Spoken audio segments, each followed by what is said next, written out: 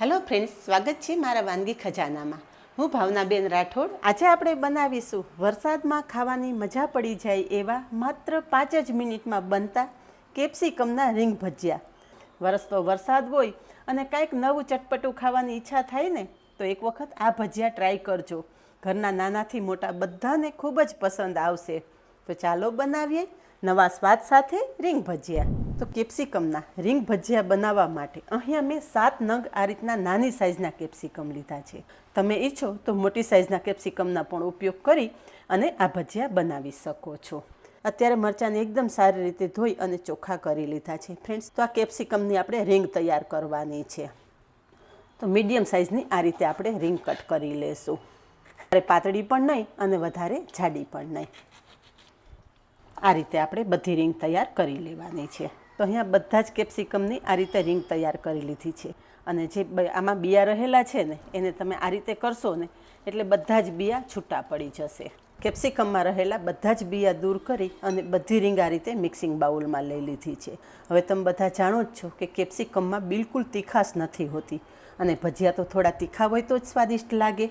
તો થોડી તીખાશ આપવા માટે અહીંયા મેં 2 લીલા મરચાંના ટુકડા કરી લીધા છે, એ પણ ઉમેરી દઈશું. લીલા મરચાંનું પ્રમાણ તમારા ટેસ્ટ મુજબ તમે વધારે કે ઓછું પણ કરી શકો છો.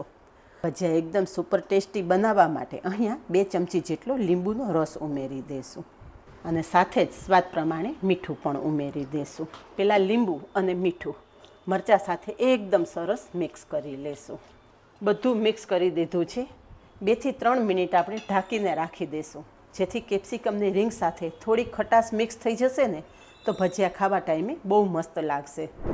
ઢાંકણ ખોલી અને ચેક કરીએ ને તો અહીંયા તમે જુઓ કે મીઠું અને લીંબુનું પાણી આ રીતે છૂટું થઈ ગયું છે અને બધી જ રીંગ પર એકદમ સરસ લીંબુનું કોટિંગ થઈ ગયું છે.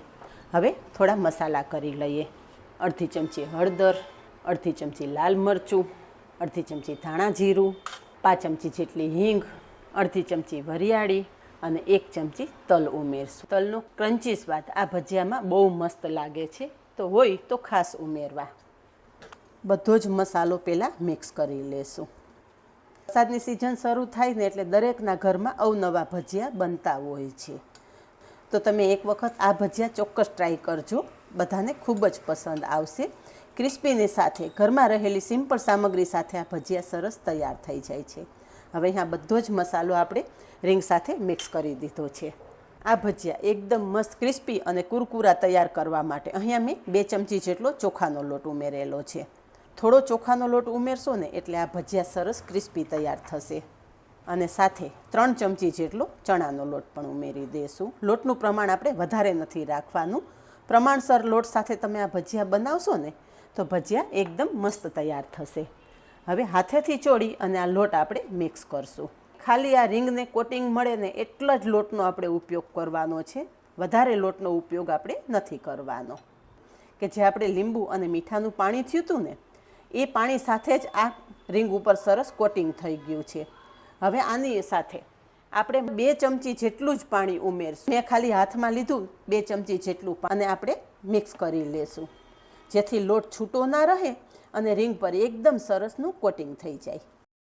ફરી પાછું હું 1 ચમચી જેટલું પાણી ઉમેરી રહી છું. બધું મિક્સ કરતાં રીંગ પર લોટનું કોટિંગ મને હજી ઓછું લાગી રહ્યું છે, તો વધારે 2 ચમચી જેટલો લોટ ફરી ઉમેરી રહી છું. આપણે ચોખાનો લોટ માત્ર 2 ચમચી ઉમેરવાનો છે, બાકી જરૂર પડે તો વધારે ચણાનો લોટ ઉમેરવાનો છે. ચોખાનો લોટ જો વધારે ઉમેરી દેશો ને તો ભજીયા વધારે કડક લાગશે. તો અહીંયા તમે જુઓ કે બધી જ રીંગ પર લોટનું એકદમ સરસ કોટિંગ થઈ ગયું છે. આ રીતે કોટિંગ થઈ જવું જોઈએ. જરૂર પૂરતો લોટ અને પાણીનો ઉપયોગ કરી અને તમારે આ રીતના રીંગ પર કોટિંગ થાય ને એ રીતનું મિશ્રણ તૈયાર કરી લેવાનું છે. બસ બધું એકદમ મસ્ત તૈયાર થઈ ગયું છે. ચાલો હવે ભજીયા બનાવી લઈએ. ભજીયા માટે તેલ સરસ ગરમ થઈ ગયું છે. હાથ પાણીવાળો કરશું અને એક રીંગ આ રીતે એકદમ ફાસ્ટ ગરમ તેલમાં મૂકશું. આ ભજીયા ક્રિસ્પી કરવા માટે તેલનું ટેમ્પરેચર વધારે હોવું જોઈએ, તો જ તમારા ભજીયા સરસ ક્રિસ્પી તૈયાર થશે. એકી સાથે તેલમાં આવે ને એટલા ભજીયા આપણે ઉમેરી દઈશું.